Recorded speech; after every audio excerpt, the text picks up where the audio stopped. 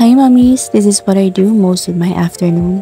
Dahil wala akong i-film, i-edit at gagawin, chill afternoon tayo ngayon. Nagmadali na akong bumaba niyan dahil nakakatulog lang ang anak ko, baka magising pa. Gagawa kasi ako ng oymuchim. Ito yung Korean side dish na na-try ko, nagustuhan ko talaga. Napakadali lang din ito gawin. Most of the ingredients nasa kitchen lang except lang dun sa Korean gochugaru o yung kanilang pepper flakes. Machi-machi nga itong gagawin ko ngayon dahil manonood ako ng Korean drama, lalo na yung idol kong si Lee Min-ho.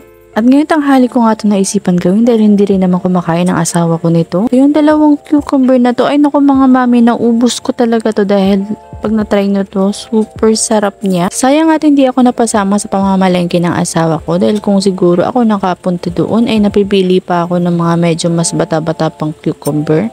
Kahit medyo nga kulang-kulang yung ingredients ko dito sa bahay, ay swak na swak pa rin talaga yung lasa. Ewan ko ba mga mami, but ever since kasi nakapag-try ako ng kimchi, yung ibang dish na Korean ay nagustuhan ko na din.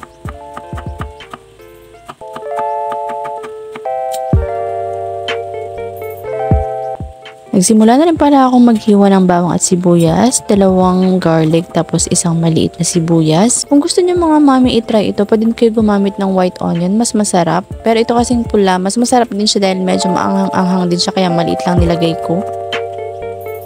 Naglagay na rin pala ako dito ng Korean pepper flakes, isang kutsarita lang dahil ayoko ng medyo maanghang. And tatlo or sobra yata na vinegar, basta tinansya-tansya ko lang siya mga mami.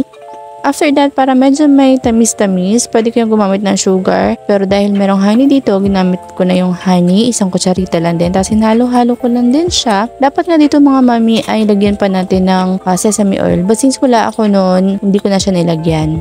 After that, may nakita akong beer doon sa ref namin. Tira pa yata ito nung nag-inuman kami. Isang bote na lang, kaya ito kinuha ko na din. Ako mga mami, itry nyo na napakasarap. So, yun lang.